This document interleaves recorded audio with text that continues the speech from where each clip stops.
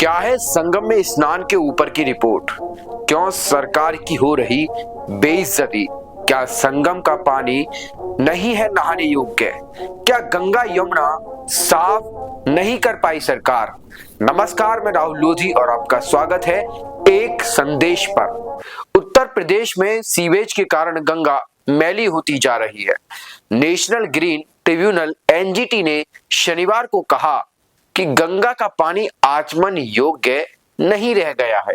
बता दें कि प्रदेश में सीवेज का दूषित पानी गंगा में बहाया जा रहा है। इसके कारण पानी की गुणवत्ता खराब हो रही है। इस पर असंतोष जाहिर करते हुए एनजीटी ने राज्य के मुख्य सचिव को एक हलफनामा दाखिल करने का निर्देश दिया। इसमें विभिन्न जिलों में प्रत्येक नाले, सीवेज और सीवेज शोधन संयंत्र एसटीपी के बारे में जानकारी देनी होगी। एनजीटी ने इससे पहले गंगा में प्रदूषण की रोकथाम और नियंत्रण पर विचार करते हुए उत्तर प्रदेश समेत विभिन्न राज्यों में अनुपालन रिपोर्ट मांगी थी। 6 नवंबर के आदेश में एनजीटी अध्यक्ष जस्टिस प्रकाश श्रीवास्तव की पीठ ने कहा कि उत्तर प्रदेश की रिपोर्ट के अनुसार प्रयागराज जिले में सीवेज शोधन में 128 एमएलडी मिलियन लीटर प्रतिदिन का अंतर है। इसके अलावा 25 नालों से गंगा में बिना शोधित सीवेज गिरता है, जबकि 15 नालों से बिना शोधित सीवेज यमुना में बहता है। पीठ में जस्टिस सुधीर अग्रवाल और विशेषज्ञ सदस्य ए संतिलवेल भी शामिल हैं। ट्रिब्यूनल ने कहा, हमने पाया है कि केंद्रीय नियंत्रण बोर्ड सीपीसीबी की 22 अक्टूबर की रिपोर्ट में बताए गए 326 नालों में से 247 नाले बिना शोधित।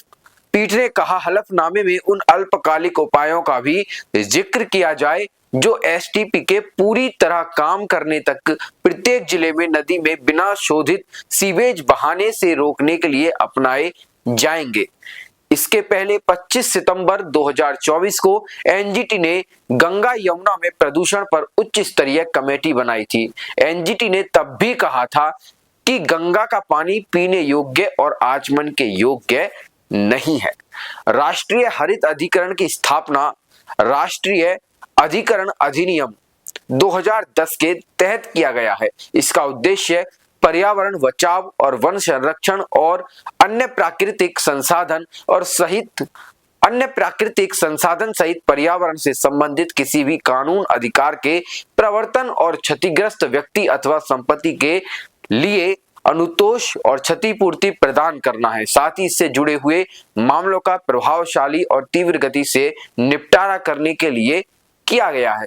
तो ये थी एनजीटी। आखिरकार क्या है एनजीटी, ये हमने लास्ट में आपको बताया है। तो अब प्रश्न उठते हैं सरकार पर, क्योंकि केंद्र में और राज्य में दोनों में ही भाजपा सरकार है और भाजपा सरकार जो है वो सनातन की सरकार कही जाती है, हिंदुओं की सरकार कही जाती है। लेकिन क्या हो जब भाजपा के राज में मां गंगा, मां यमुना मैली हो?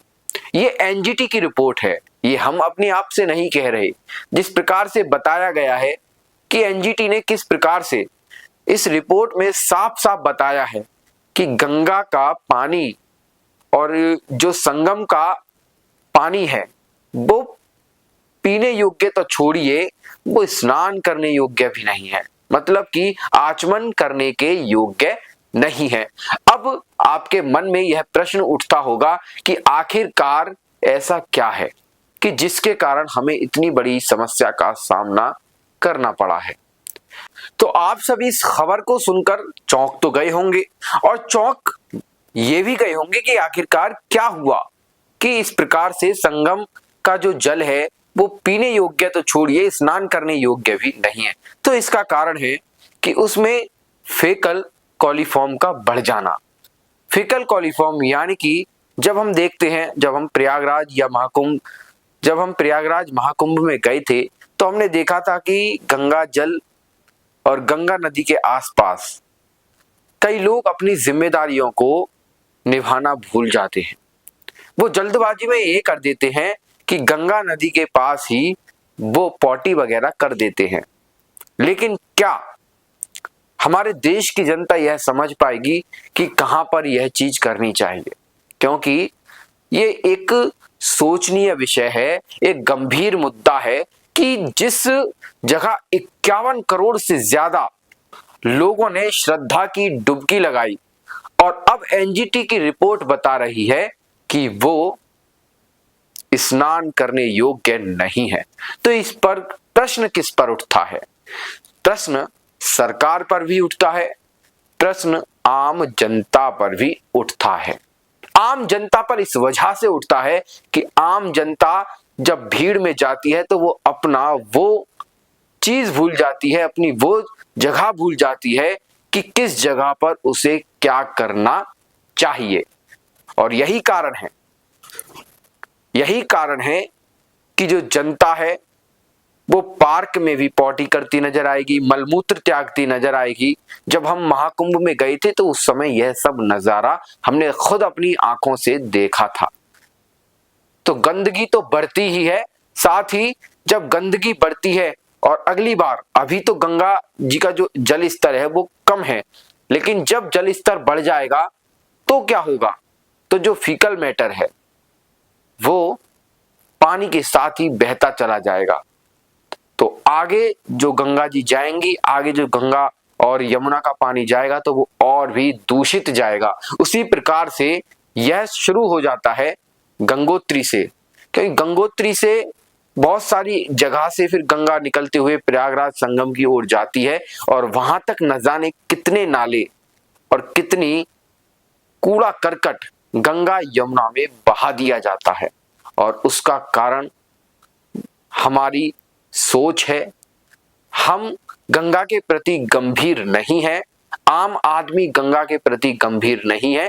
गंगा स्वच्छ, यमुना स्वच्छ केवल सरकार के करने से नहीं अपितु हमारे आम आदमी के करने से भी होगी। हमें इतना समझदार बनना होगा कि हमें गंगा में किसी भी प्रकार की अशुद्धि नहीं करना है। तो ये तो अपनी जिम्मेदारी है, जो समझेगा वो अच्छा है और जो नहीं समझेगा तो वो बेकार है। फेकल कॉलीफॉर्म की मात्रा बढ़ने के कारण गंगा का जो जल है वो स्नान योग्य नहीं है।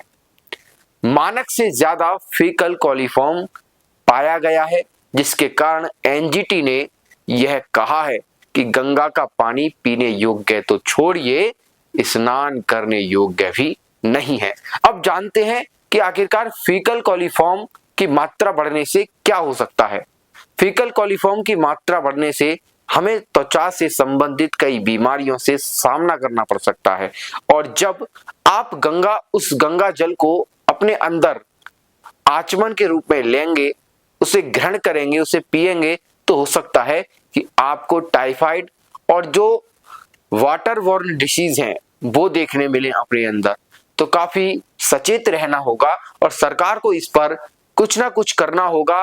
गंगा यमुना की सफाई करनी होगी, क्योंकि सरकार यमुना की सफाई को लेकर अब दिल्ली में भाजपा जीत चुकी है और जो सरकार है वो इसी पर विचारित थी, इसी पर विचार कर रही थी और जनता के सामने इस मुद्दे को लेकर भी गई थी कि हम यमुना को साफ करेंगे।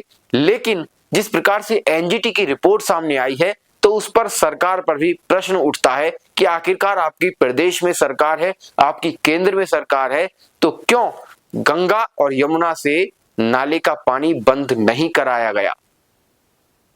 क्यों अभी तक गंगा इतने अच्छे तरीके से साफ नहीं हो पाई है, जबकि मोदी का यह तीसरा कार्यकाल है और योगी का दूसरा?